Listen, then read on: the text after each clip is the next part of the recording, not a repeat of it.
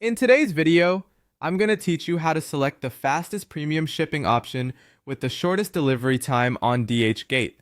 To get started, open your product choices page on Dhgate using the Chrome browser.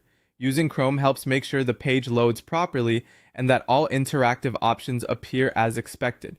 Once you're on the product page, take a moment to look over the layout so you can easily spot the pricing and shipping sections.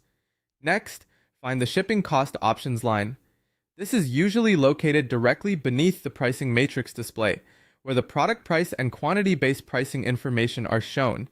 The shipping line is important because it gives you access to the available delivery methods for that specific item. Click on that shipping cost area to open the full list of shipping choices. When the shipping menu appears, carefully review the list of premium international carrier services. These may include express couriers such as DHL, FedEx, or UPS, depending on what the seller offers for the item.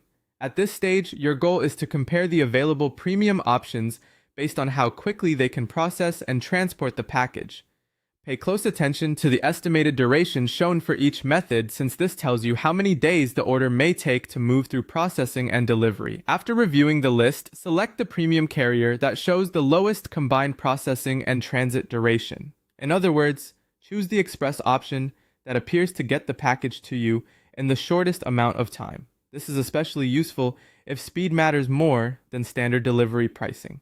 Be sure you are choosing a premium courier service and not a slower economy method, since the goal here is to attach the fastest eligible shipping option. Once you've marked the correct shipping choice, click Apply. This confirms your selection and adds the expedited express courier fee directly to your main invoice. After applying it, the updated shipping charge should be reflected in your order total, allowing you to continue with checkout